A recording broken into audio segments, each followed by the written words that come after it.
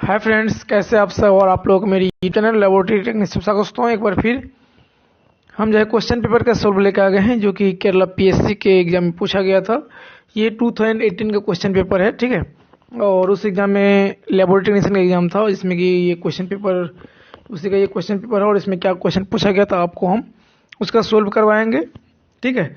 जिसमें कि total 100 question था और 1 से लेकर 20 तक जनरल एमसीक्यू था, ठीक है। और 21 से लेकर 100 तक ये जो है लेबोरेटरी टेक्नीशियन के सब्जेक्ट के ऊपर से पूछा गया था, ठीक है। तो हम लोग 21 से आज जो है क्वेश्चन को सोल्व करेंगे। तो चलिए आगे बढ़ते हैं। आज का जो पहला क्वेश्चन था, पहला क्वेश्चन क्या है, हम देखिए आज जो है टोटल 10 क्वेश्चन ही करवाएंगे आपको, ठीक है। थोड़ा थोड़ा करके करवाएंगे, टोटल 100 क्वेश्चन है। तो पहला क्वेश्चन क्या है, 21 नंबर क्वेश्चन है, the resolution of an electron macroscope is expressed in.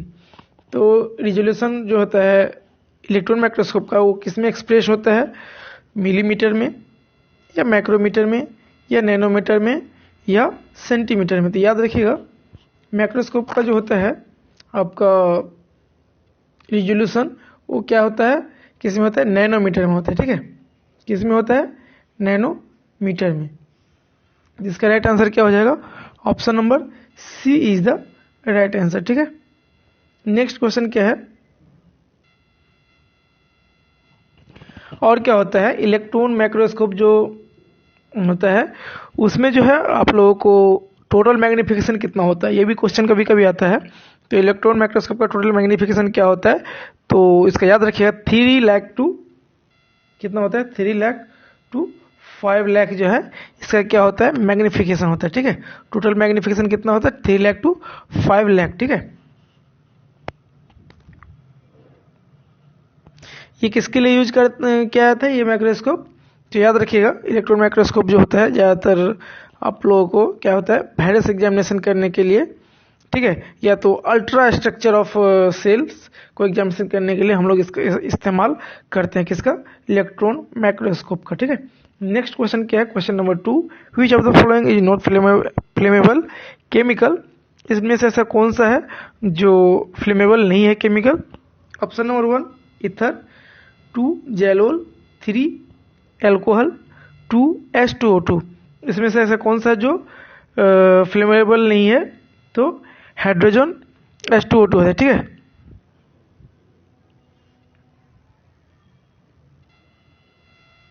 Next hydrogen production. Next क्या है आपका क्वेश्चन नंबर 23।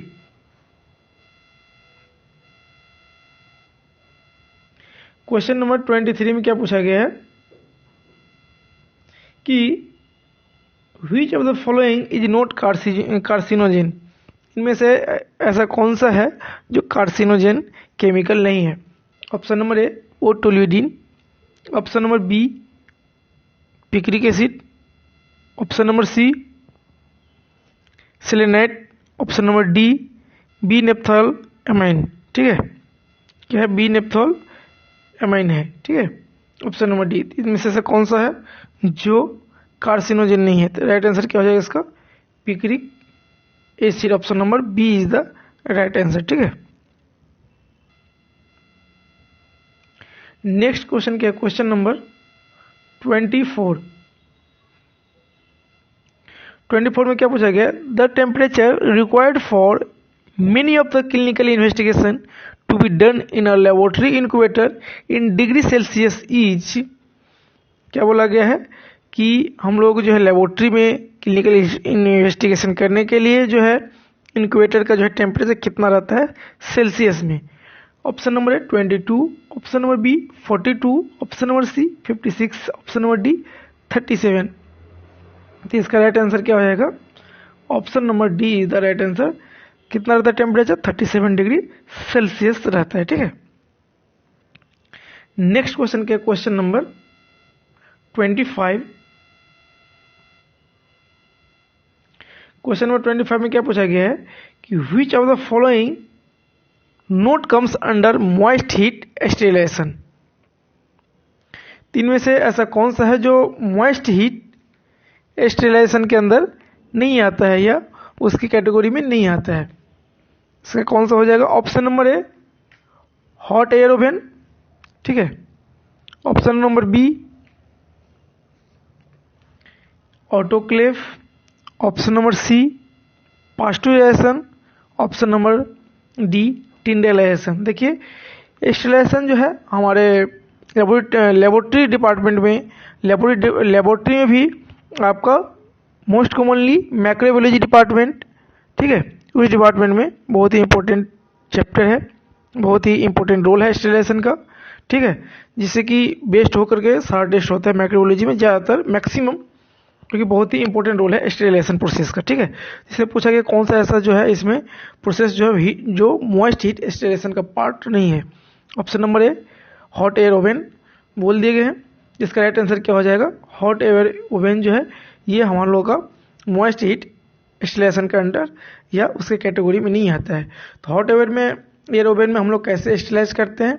उसमें दो तरीका होता है स्टेरिलाइजेशन करने का। एक तो होता है आप 160 डिग्री सेल्सियस फॉर 1 आवर्स के लिए हम लोग को जो है ग्लास मटेरियल्स को उसमें स्टेरिलाइज करते हैं, ठीक है। नेक्स्ट जो होता है या तो आप 180 डिग्री सेल्सियस पर हाफ एन आवर के लिए रख सकते हैं। उसके इस मेथड से हम लोग क्या करते हैं? उसको स्टेरिलाइज करते हैं। तो मोस्ट कॉमनली हम लोग हॉट एयर में कौन सा ऐसा चीज़ है जो स्टेरिलाइज करते हैं? तो मैक्सिमम जो हम लोग करते हैं, ठीक है, तो क्या करते हैं? Syringe and needle, preparation of anticoagulant vials, ठीक है, और ड्राइंग ऑफ ग्लासवेयर, और करते हैं हम लोग heating of chemicals used for the preparation of primary standard, ठीक है। ये सारी चीज़ जो है मैक्सिमम ग्लासवेयर जो इंस्ट्रूमेंट होता है उसी को हम लोग क्या करते हैं? स्टेरिलाइज करते हैं, ठीक है, याद रखिएगा। और जो मॉइस्ट हीट कैटेगरी में आता है तो कौन कौन सा आता है मॉइस्ट हीट कैटेगरी में? एक आता है इंस्पिसेशन होता है, ठीक है, इसके बाद है टिंडलाइजेशन होता है, इसके बाद है आपका ऑटोक्लेविंग आता है, ये सारे के सारे क्या है, और पास्चुराइजेशन भी, ये सारे के सारे क्या है आपका मॉइस्ट हीट स्टेरिलाइजेशन के अंदर आता है। स्टेरिलाइजेशन बहुत ही बड़ा चैप्टर है, यदि मैं पूरा भी बोलने लगूँ तो बहुत ही लंबा वीडियो हो जाएगा, इसीलिए एक क्लास जो है फिर से होगा तो हम स्टेरिलाइजेशन के ऊपर ले लेंगे, ठीक है। तो चलिए इसको हम यहीं से आगे करते हैं। जैसे ऑटोक्लेविंग में होता है, ऑटोक्लेविंग हम लोग कैसे करते हैं? इसका क्या होता है? हम लोग जो करते हैं 100 डिग्री सेल्सियस पर यदि हम लोग करेंगे इसका स्टेरिलाइजेशन तो 2 आवर्स के लिए रखना पड़ेगा। यदि 115 डिग्री सेल्सियस पर यदि हम लोग करते हैं तो 30 मिनट्स के लिए रखते हैं, ठीक है। और यदि हम लोग 21 डिग्री सेल्सियस पर यदि करते हैं तो हम लोग 15 से लेकर 20 मिनट्स जो है हम लोग स्टेरिलाइज करते हैं। तो इसमें जो हम लोग क्या क्या करते हैं स्टेरिलाइज?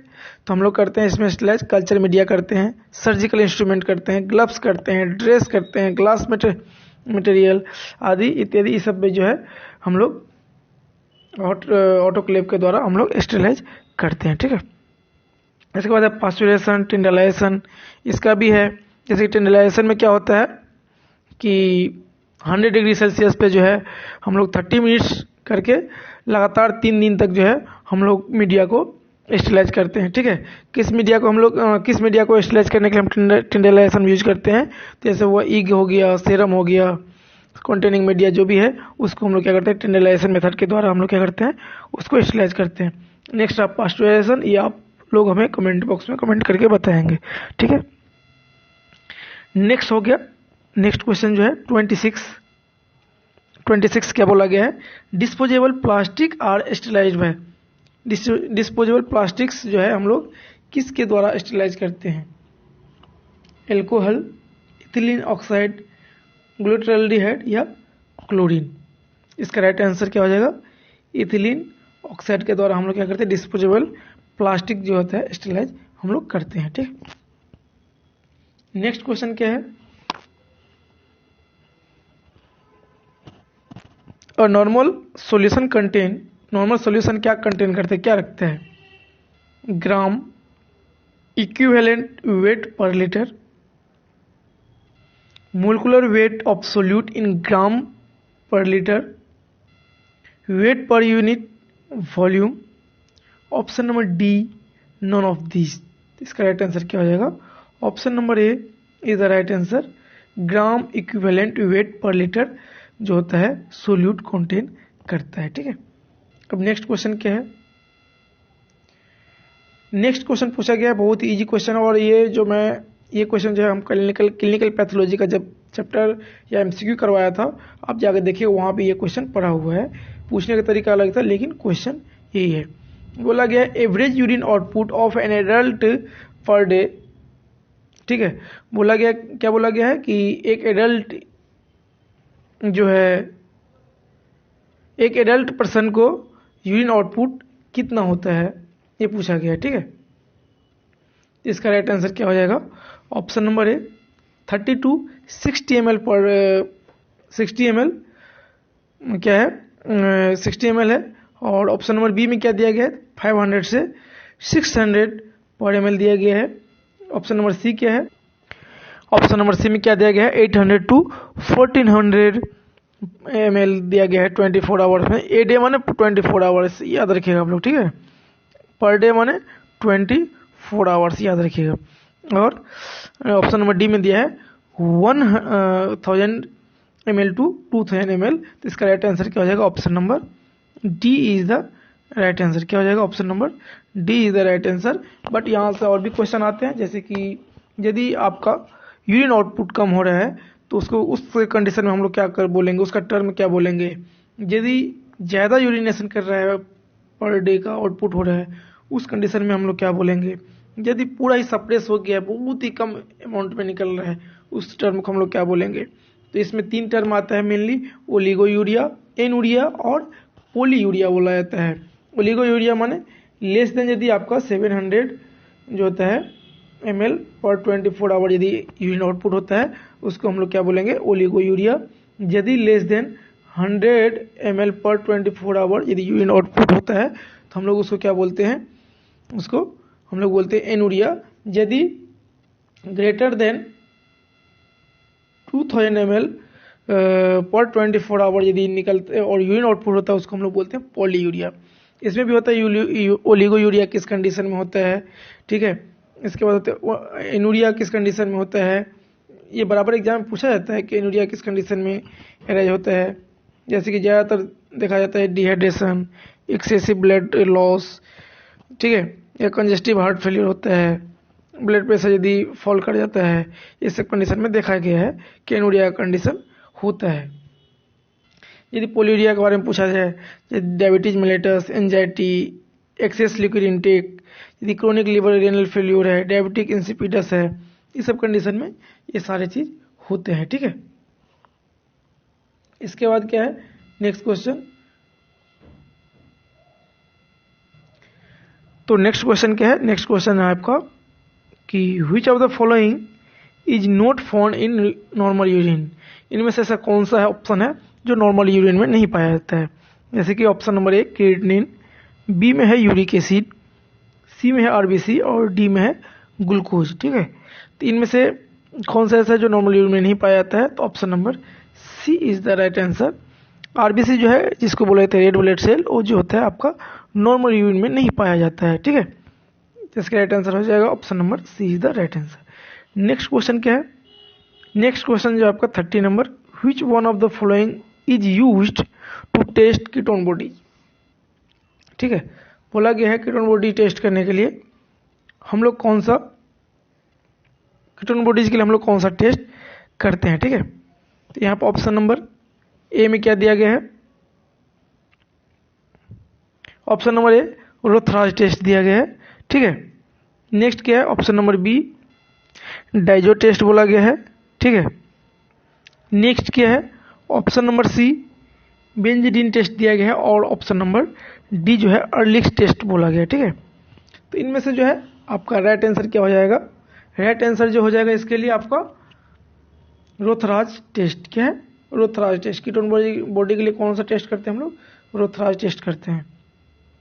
ठीक है, नेक्स्ट बेंजीडीन टेस्ट किसके लिए करते हैं आप हमें बताइएगा कमेंट करके, और अर्लिक्स टेस्ट किसके लिए करते हैं ये भी आप हमें बताइएगा। अब बताते हैं हम लोग रोथराज टेस्ट। रोथराज टेस्ट जो है किसके लिए करते हैं? कीटोन बॉडीज के लिए।